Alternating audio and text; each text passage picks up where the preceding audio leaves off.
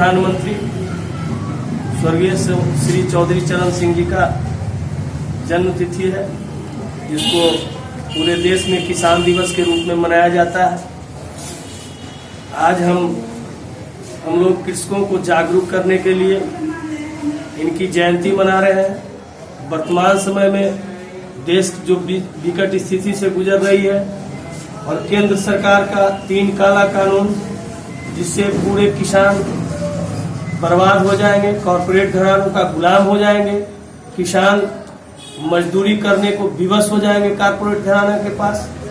इसके लिए हम लोग कृषकों को जगाने के लिए आज शपथ लिए हैं और हम लोग आम बिहार के तमाम कृषकों तक पहुंचेंगे और आने वाले समय में किसान अपने हक और हुकूक के लिए भारत सरकार और राज्य सरकार से अपने हक की लड़ाई लड़ेगी और इसके लिए हम लोग कमर कस चुके हैं। किम्मी जयंती उनका है 119वीं जयंती। अच्छा, इस अवसर पर आप क्या संकल्प लिए? बताया नहीं कि हम लोग केंद्र सरकार के 3 कृषि कानून जो काला कानून है उसके विरोध करने के लिए हम लोग शपथ लिए हैं। कृषकों को जागरूक करेंगे।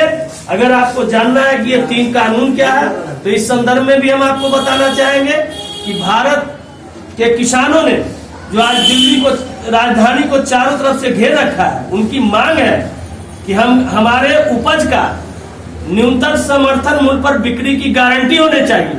और सत्तारूढ़ भारतीय जनता पार्टी के नेता कृषक चौपाल लगाकर लोगों को समझाते हैं कि न्यूनतम समर्थन मूल्य था, है और रहेगा, जबकि किसानों की मांग है कि नहीं, हमारे उत्पाद का न्यूनतम समर्थन मूल्य पर बिक्री की गारंटी होनी चाहिए, चाहे वो सरकार खरीदे, कंपनी खरीदे या व्यापारी खरीदे। लेकिन इस कानून के तरफ सरकार अभी तक नहीं लचीला रूप अपना रही है और कृषक उनके इस कानून को मानने के लिए तैयार है। दूसरा है आवश्यक वस्तु कानून, जिसके तहत पहले एक लिमिटेशन था कि भंडारण क्षमता एक लिमिट से अधिक कोई भी व्यक्ति नहीं कर सकता है।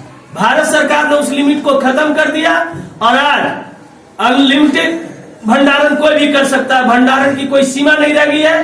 तो इससे क्या होगा कि कॉर्पोरेट घराने जिनके पास अथाह पैसा है वो सारे उत्पाद को खरीद लेंगे और अपने मनमाफिक मूल्य पर बेचेंगे। इस पर हमारे कृषकों का कहना है कि अगर हमको न्यूनतम समर्थन मूल्य जो मिलता है उसको मार्केट में उसके ज्यादा से ज्यादा 1.5 गुना से अधिक मूल्य नहीं होना चाहिए। लेकिन सरकार इस पर भी कोई बात नहीं कर रही है। उदाहरण स्वरूप हम बताना चाहेंगे कि अगर आलू हम लोग किसान उपजाते हैं 10 रुपए मार्केट में बेचते हैं, वो आलू 60 रुपए में बिकने लगता है, तो उपजाने वाले को 10 रुपया, रखने वाले का 50 रुपया प्रॉफिट होता है। इसी कानून के विरोध में हम लोग करें कि जो आवश्यक वस्तु कानून अधिनियम है उसमें जो पूर्व में था उसको उसी तरह रखा जाए।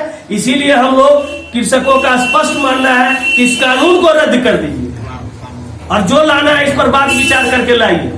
तो आज हम लोग बिहार के किसानों में भी जागरूकता लाने के लिए इसी मिशन को लेकर आगे बढ़ेंगे।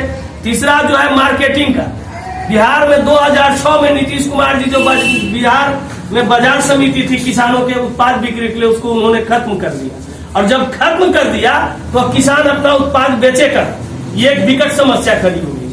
तो हम लोग मंडी के स्थापना के लिए भी सरकार से संघर्ष करेंगे कि हमारा उत्पाद बिक्री का कोई जगह होना चाहिए जहां हम अपने उत्पाद को बेचें।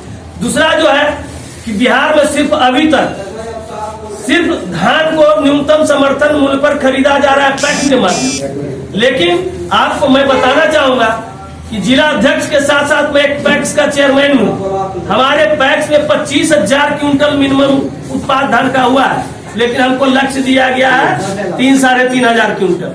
बताइए 21,000 क्विंटल धान को किसान कहाँ बेचेगा और उसको न्यूनतम समर्थन मूल्य कौन देगा? ये सब बात जो हो रही है, इसी बात को लेके हम लोग कृषकों के बीच जागरूकता फैलाने के लिए आज से निकल गए। हम लोग चौधरी चरण जी जो हमारे किसानों के नेता थे, जिनके नाम पर हम लोग किसान दिवस के रूप में इस देश में मनाते हैं, उनके जन्म जयंती के शुभ अवसर पर हम लोग ये शपथ लिए हैं कि हम किसान को बिहार में जागरूक करेंगे और एक नया जन आंदोलन करेंगे जिसमें आम लोगों की भी सहभागिता होगी, क्योंकि पूरा देश इससे प्रभावित हो रहा है। चाहे किसान हो, चाहे मजदूर हो, चाहे सरकारी एम्प्लॉय हो, चाहे व्यापारी हो, छोटे छोटे सारे व्यापारी मर जाएंगे अगर ये कानून लागू हुआ। आपका नाम? महेश प्रसाद सिंह, जिलाध्यक्ष राष्ट्रीय जनता दल भारत।